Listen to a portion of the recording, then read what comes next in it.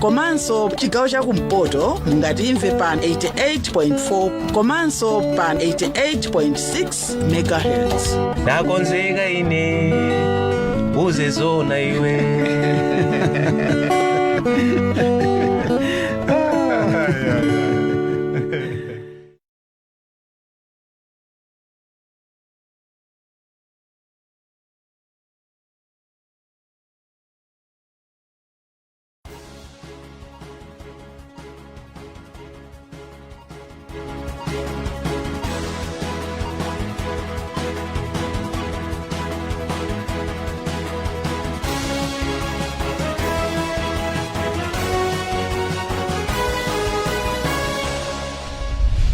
Okupatsani nkhani ndine Sibungirizi Yambo poyamba mitu yake. Tsakalembera wachisankho woyesera makina atsopano. Dziko la Malawi ndi limodzi mwa mayiko omwe akuti akuchita bwino potsatira malamulo otetezera anthu nthawi ya ngozi ndi nkhondo. Mabungwe omwe saboma adzudzula kampani zomwe akuti zikugwiritsa ntchito makhoti kuchedwetsa chiletso cha boma pa plastiki zopyapyala. Ndipo mzamasewero timu ya mpira wa miyendo wapagombe ya dziko lino yalephera kupita ku Burundi kamba kavuto la chitupa choyendera. Tindizi komanso zambiri likhale limodzi.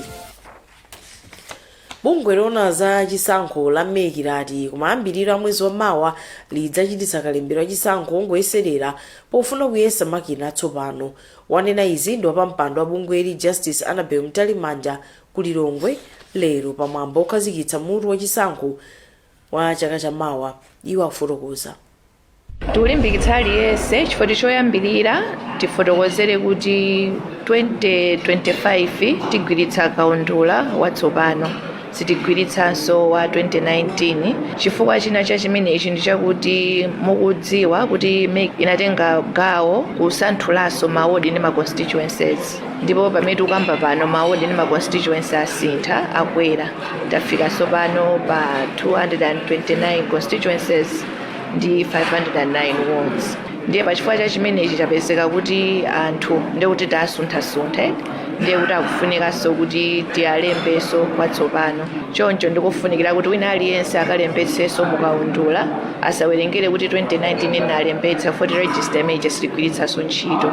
Ndiye kupempha kwathu ndikuti mutithandize kuti uthenga ufikire kwa aliyense kumalawi kuno kuti akuyenera kuti akalembetsenso chisankho chimene chikubwera 2025. Makhonzero athu ndicho kuti voter registration izachitika kuyambira pa 16 September 2024. Koma tisanafike kumeneko choti takhala ndi makina atsopano amene titagwiritse ntchito tikhala ngati tikwayesera kale kuti aliyense tione kuti tigwira ntchito bwanji. Bungwe la National International Humanitarian Law lati dziko la Malawi ndi limodzi mwa mayiko omwe akuchita bwino potsatira malamulo omwe amateteza anthu nthawi ya nkhondo ndi ngozi pa dziko lonse lapansi. Wapampando wa bungweli Brigadier General Professor Dan Kuwali wayankhula izi ku msonkhano wa masiku awiri kumponera odziwitsa mamembala a bungweli za malamulowa Geneva Convention on Humanitarian Law kuti aziwatsatira bwino. Mlembi wamkulu wa bungwe la Malawi Red Cross Society Chifundo Kalulu wati maphunzirowa ndi ofunikira kwambiri chifukwa akupeka chidziwitso chofunikira poteteza anthu wamba komanso kuchepetsa kuzunzika kwa anthu nthawi ya nkhondo. Bungwe logawa ndi kugulitsa madzi la Blantyre Water Board lati likupitirira kukanika kupeza phindu mu ntchito zake mzaka zisanu zapitazi zomwe akuluakulu a bungweli ati zachitika chifukwa cha madzi ambiri otayika komanso kuchuluka kwa ndalama zolipira magetsi. Mkulu wa bungweli Robert Hanjahanja wauza komiti ya nyumba ya malamulo yona zachuma kuti kugwa mphamvu kwa ndalama yakwacha kwakulezera kusachita bwino kwa bungweli pachuma. Wachiwiri kwa pampando wa komiti ya Ishmael Mkumba ngakhale wamvera chisoni bungweli wayamikira ndondomeko yake yomwe akuti ithandiza kusintha zinthu ku bungweli. Franklin Mtambalika walemba ripotili. Mkulu wa bunge la madzi la Blantyre Water Board Robert Hanjahanja auza komiti ya nyumba ya malamulo yona za chuma lachiwiri kuti mzaka zisanu zapitazi madzi otayika omwe bungweli latayapo phindu akwera kuchoka pa 37% kufika pa 52% kamba kuti zipangizo zake ndi zamakedzana komanso kusadalirika kwa makina olipirira madzi. Hanjahanja anaonjezera kunena kuti bungweli limagwiritsa ntchito magetsi ochuluka zomwe zikupangitsa kuti mabilu a magetsi nawonso akwere. pofuna kuthana ndi vutoli iwo ati apeza thandizo la ndalama zokwana 260 billion kwacha kuchokera ku World Bank kuti zithandizire kukhazikitsa ndondomeko yosinthira zinthu ku bungweli. Koma chifukwa cha momwe kulili kunjaku nyengo inasintha kwambiri, ndalama ilibe mphamvu, timapezeka kuti ifeyo tikugwira ntchito koma tukanika kuti tifikire anthu momwe tinafikira. Makamaka ndalama zathu timachacha mochepa kusiyana ndi momwe timagwirira ntchito. Tinapeka chitsanzo cha momwe munthu ungagulitse tomato wa 50 kwacha koma utagula tomato wa 50 kwacha kugulitsa 30 kwacha ndi momwe timapangira ifeyo. Timapanga madzi equivalent of 50 kwacha koma kugulitsa timagulitsa at 30 kwacha. Wachiwiri kwa pampando wa komitiyi a Ishmael Nkumba ati akukhulupirira kuti bungweli litapatsidwa thandizo loyenera litha kusintha kagwidwe kake ka ntchito pogwiritsa ntchito ndondomeko yatsopanoyi. Takumana nawo tamvesesa komanso nkhawa zomwe tinaye nazo makamaka mugawo lokuti madzi awo customers awo ambiri amaona ngati kuti amadula, koma atifotokozera kuti madzi awo kwenikweni ndochipa chifukwa 1000 liters yomwe munthu amagwirisa amalipira 400 kwacha yokha, zomwe zikusonyeza kuti akamachaja madzi awo akuchaja mochipa komanso sakumapindulapo phindu lina lilonse mugawo lokuti iwo ndi kampani kuti kuyenera izipanga ndalama. Kamba kamavutowa bungwe lati pofika pa 31 March 2024 limayenera kukhala ndi 42.8 billion kwacha koma lakwanitsa kupanga 19.7 billion kwacha, kusonyeza kuti lataya ndalama zokwana 23 billion kwacha. Bungwe la National International Humanitarian Law lati dziko la Malawi ndi modzi mwa mayiko omwe akuchita bwino potsatira malamulo omwe amateteza anthu nthawi ya nkhondo ndi ngozi pa dziko lonse lapansi. Kuti timve zambiri, Leya Malekano alemba ripotili. Brigadier General Professor Dan Kuwali yemwe ndi wapampando wa komiti ya National International Humanitarian Law wati ngakhale dziko la Malawi silingakumanepo ndi nkhondo mpofuna kuti mamembala ake amvetsetse zomwe malamulo amanena zokhudza nkhani zopereka chitetezo kwa anthu pa nthawi yomwe mdziko muli mtendere. Kunoko tabwera ku training workshop yomwe atithandiza anzathu a Malawi Red Cross Society kuti tikumane ngati komiti ya timati National Committee on International Humanitarian Law. So International Humanitarian Law ndi malamulo amene amatsatidwa nthawi ya nkhondo kuti anthu amene akumenya nkhondo athe kupewa kuombera anthu omwe sakutenga nawo mbali pa nkhondo ngati anthu omwe ali ma civilians. Mlembi wamkulu wa bungwe la Malawi Red Cross Society Chifundo Kalulu wati dziko la Malawi limatumiza asilikali ku mayiko ena zomwe ndi zofunika kwambiri kuphunzitsa anthuwa kuti azitsatira malamulo a mayiko popereka chitetezo. Lamulo limene lindofunika chifukwa ife ngati Red Cross timafuna kuti anthu wamba akhale otetezedwa ku nthawi ya nkhondo. Ndiye zimathandiza kuti tikaphunzitsa anthuwa amapitanso ku nkhondo, timatumiza asilikali athu ku DRC ndi mayiko ena. Ndi kofunika kwambiri kuti athe kutsatira malamulo amenewa pa nkhondo, kuopesa milandu. Nthawi zina timamva kuti ayi mayiko ena kuli ma war crimes, zinthu zimene zizi zimabwera chifukwa chosatsatira ndondomeko zakamenyedwe ka nkhondo. Akuluakulu ochokera ku nthambi za Malawi Defence Force, Malawi Police Service, unduna za maubala dziko lino ndi kunja, bungwe la Red Cross Society ndi unduna za chilungamo ndomwe akuchita nawo maphunzirowa. Ena mwa mapangano ofunikira pa dziko lonse lapansi omwe dziko la Malawi linasayinira nawo ndomwe amachepetsa kuopsa kwa nkhondo, kuteteza anthu wamba, azachipatala komanso magulu ena. Wapampando wa bungwe la mabishop wa mpingo wa Katolika mdziko lino Episcopal Conference of Malawi Archbishop George Tambala watsindika kufunika kwa atsogoleri a mipingo kugwirana manja pothandiza Akhristu awo kuthana ndi mavuto omwe akuwasautsa. Archbishop Tambala anena izi mulaliki wawo pamwambo wa nsembe ya misa ku Lilongwe yotsegulira msonkhano wa mabishop a Malawi, Zambia ndi Zimbabwe. John Poka Yuni walemba ripotili. Wapampando waupo wa mabishopu mdziko lino Archbishop George Desmond Tambala wati chikunja, umphawi ndi mavuto ambanja zili ngati nkhandwe zomwe zikulikwira ndi kubalalitsa nkhosa mnyengo ino. Iwo adandaula ndi kukula kwa chiwerengero cha anthu omwe akudzipha maka achinyamata kamba kakusowa chikhulupiriro. Apa iwo apempha maepiskopi kuti agwirane manja ndi kusamalira nkhosa. Archbishop Tambala anena izi mulaliki wawo pa pamwambo wa nsembe ya misa yotsekulira msonkhano wa maepiskopi a m'mayiko a Zimbabwe, Zambia ndi Malawi. Archbishop Tambala watinso nthawi yakwana kuti dziko la Malawi lisiye kupemphapempha, m'malo mwake liyambe kugwiritsa bwino ntchito zachilengedwe zomwe lili nazo kuti litukuke.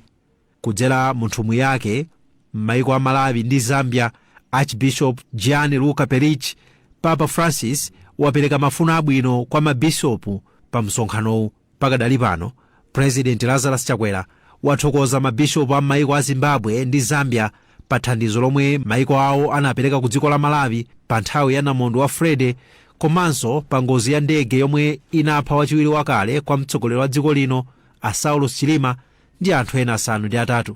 Pa msonkhanowu womwe ufike kumapeto pa 19 Julayi, mabishopuwa akhala kukambirana mavuto osiyanasiyana omwe akukhudza mpingo komanso njira zothanirana ndi mavutowa. Ndine John Paul Kayuni, malo mwa Zodiac. Mtsogoleri wa chipani ya UTM a Michael Usi, omwenso ndi wachiwiri kwa mtsogoleri wa dziko lino, wati sakutekeseka ndi zokamba za anthu zomwe zindi cholinga chowasokoneza ntchito yawo. Ausi, omwe alankhula izi kwa akameza kuchileka mu mzinda wa Blantyre, ati ndokhudzidwa kuti anthu ena akuwapekera nkhani zomwe ati ndi za usatana. Mona nkhani pano pa Zodiac tindizi komanso zambiri mukhale pomwepo.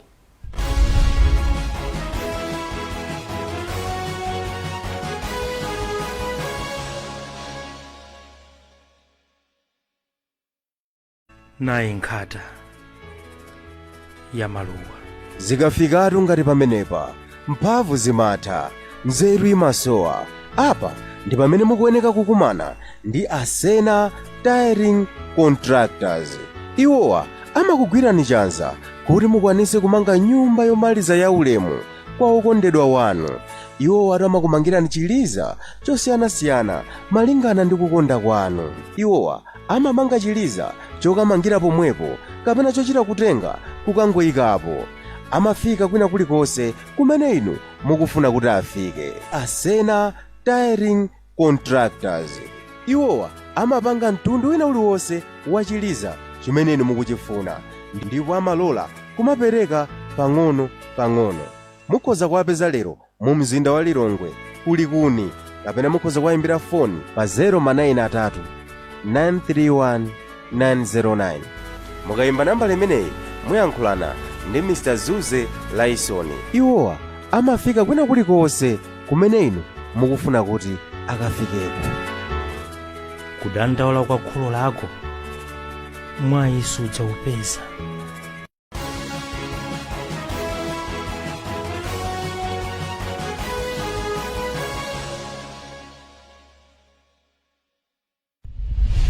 Takulandaniso tone mitu ya nkhanizi.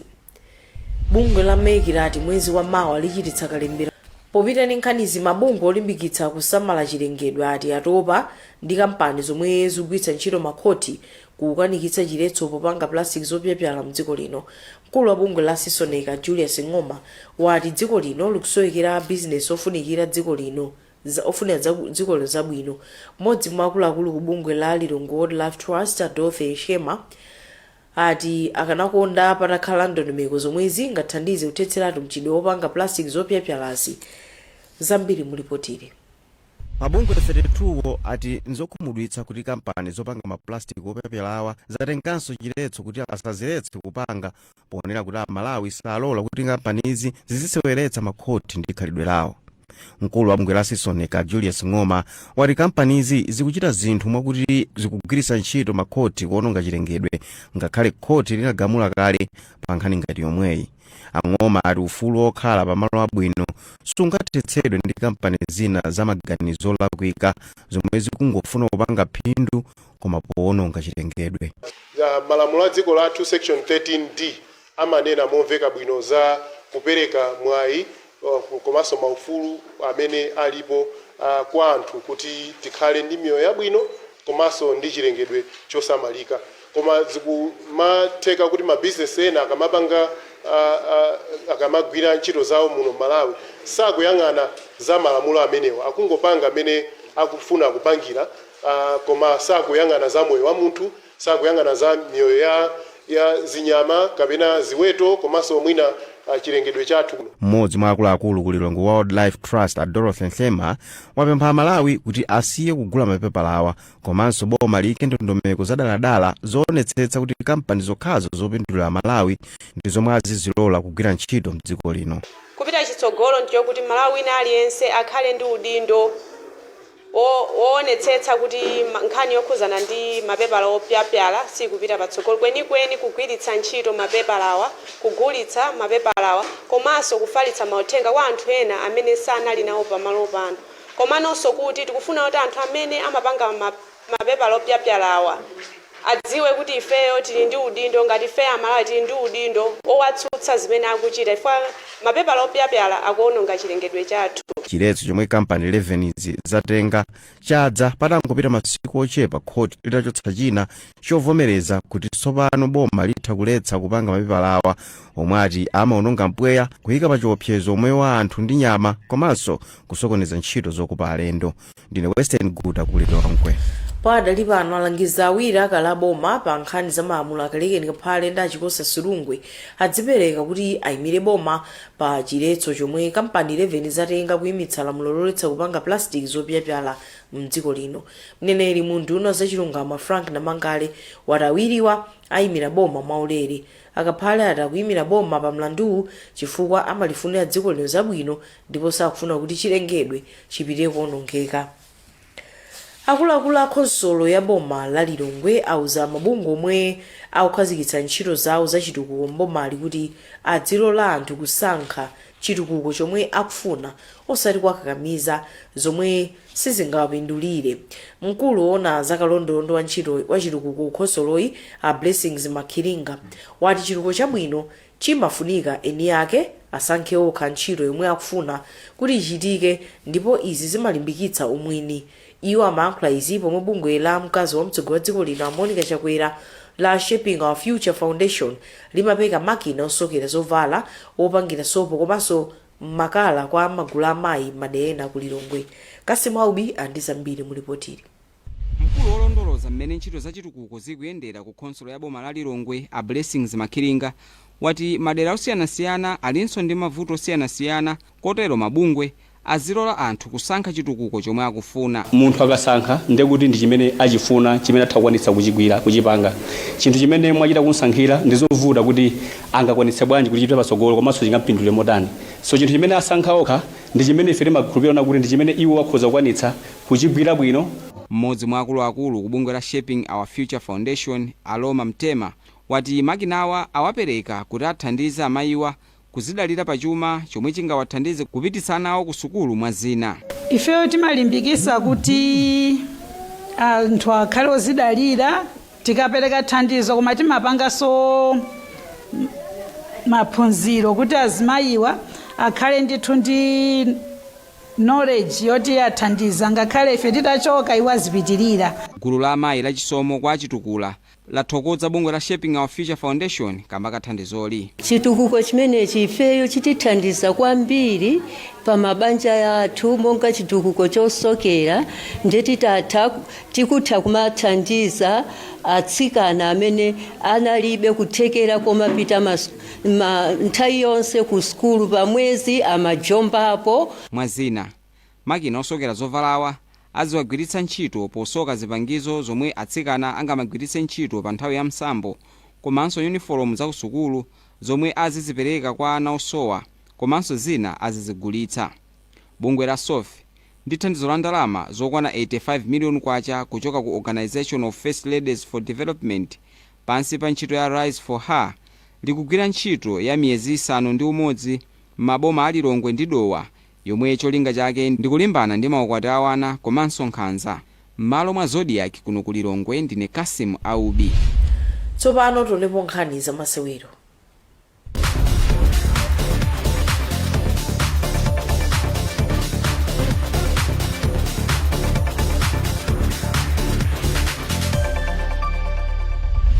Timu ya dziko lino ya mpira wa miyendo pa Gombe yalephera kunyamuka kupita ku Burundi kamba ka vuto lokhudza zitupa zoyendera. Timu iyi imayendera kukwera ndege ya Ethiopia pa bwalo la Kia kulilongwe, koma ulendowo walephereka kamba kuti dziko la Democratic Republic of Congo linali lisanatulutse chitupa cholola timuyi kukhala mdzikomo pa ulendowo. Matimu a Burundi ndi Malawi akumana loweruka likudzali mu mzinda wa Bujumbura masewero oyamba a ndime yachipulula ya mpikisano wa Beach Soccer Africa Cup of Nations. Sambanda ndi zambiri. Wapa mpando wa nthambi yoyendetsa masewerowa ya Beach Soccer Association Gift Chimbalanga watiuza kuti chitupa chololeza timu ya Malawi kukhala mdziko la Democratic Republic of Congo chachedwa kufika kwa adindo a dziko lino, kotero ulendo siukanapitirira. Malinga ndi Chimbalanga, kulibe ndege zopita ku Burundi kuchokera m'mayiko a Kenya ndi Ethiopia, kumene maulendo opita m'mayiko ena amakhala ophwekerako, kotero ku DRC kokha ndi kumene ndege zopita ku Burundi zimapezeka. Ikachoka mdziko muno, timu ya Malawi ikagona mdziko la DRC kwa maola osachepera 10 isanalumikize kupita ku Burundi, koma ikuyenera kukhala ndi chitupa cha dzikoli. Iwo ati osewera amvetsetsa mene zinthu zakhalira kamba kuti chitupa chitsopano chafika, ndipo chitsimikizo chilipo kuti ulendowu ukhalepo lachitatu pa 17 Julayi.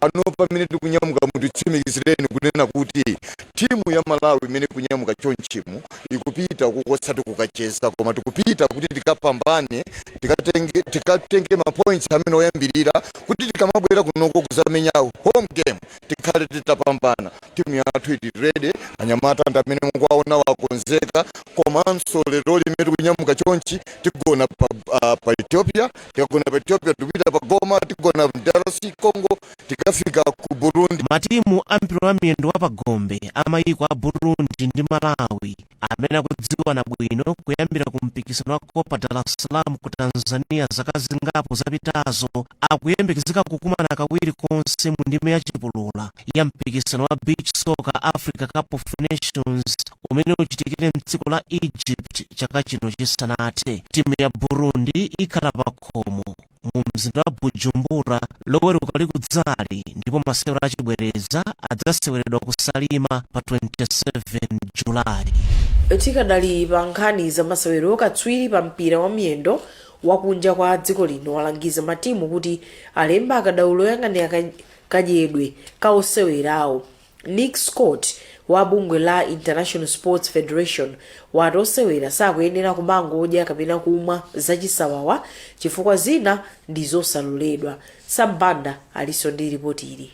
Polankhula pambali pa maphunziro a tsiku limodzi a aphunzitsi a mpira wa miyendo a matimu a mu ligi ya Chipiku mchigawo chapakati ku Lilongwe lolemba, a Scott anati akatswiri azakudya ngofunikira kwambiri pa timu ina iliyonse, ndipo matimuwa aonetsetse kuti ali ndi anthuwa kuti adzithandizira kuuza osewera zakudya kapena zakumwa zoyenera ochita masewero. Malinga ndi a Scott, pali zakudya komanso zakumwa zina zimene zitha kuononga osewera kapenanso ochita masewero aliwonse, kamba kuti katundu amene amagwiritsa ntchito popangira zakudyayo pena sakhala wabwino ku miyoyo yawo. Wapa mpando wa nthambi ya aphunzitsi a mpira wa miyendo Aubrey Nankuni anati nthambi ifikira mabungwe a FAM ndi SULOM kuti ganizoli liyambe kugwira ntchito. Mpira masiku ano unasintha, ndi chifukwa chake timayenera tiziona kuti kodi munthu apanga last 90 minutes motani. Madabwa matimu ena kudabwa kuti sakutopa chikuchitika ndi chani. Zakudya zimatengaso mbali yambiri muthupi la munthu mwa mapuleya. Ndi chifukwa chake apapa abweresa phunziro limene kuti kodi kochi ndi ndani, amapanga bwanji kukonzekera timu yake, komanso zakudya zimene mapuleyers angathe kudya zoyenerera ndi ziti. Ndi chinthu cha mtengo wapatali chimene Fa Coaches Association tachilandira ndipo tasangalala kwambiri. Mpingo wa By His Grace Ministries wa ku Mitundu ku Lilongwe umene uli pansi pa chalichi cha Baptist ndi umene unakonza maphunzirowa mogwirizana ndi abwenzi ake Church Missions Network komanso International Sports Federation. Bishop Maclean Chimwenje ndi mtsogoleri wa By His Grace Ministry. Masewera mpiramu takhala tikuthandizira matimu apa district level monga muno mu Lilongwe, komanso matimu apa district level ku Nchewu. We cannot talk about the teams without talking about the coaches. So lero lichi natikomera kuti ifeyo monga By His Grace Ministry komanso Church Missions Network pa ubale umene tili nawo ndi bungwe la International Sports Federation tibwere tikumane ndi makochi titeso kuthandizana nawo pa zinthu ziwiri zitatu monga makochi kuti akamakochi amasewera mpira azidziwa kwenikweni zimene. aphunzitsi osachepera 30 amatimu amene amasewera mu ligi yachipiku ndi amene anachita maphunzirowa. Ndi nkhani imeneyonso tafika pamapeto pa nkhanizi koma tisanasiyane nayo mitu yake. Mbere wachisankho oyesera makina atsopano. Dziko la Malawi ndi limodzi mwa mayiko omwe akuti akuchita bwino potsata malamulo otetezera anthu nthawi ya ngozi ndi nkhondo. Mabungwe omwe saboma adzudzula kampani zomwe akuti zigwiritsa ntchito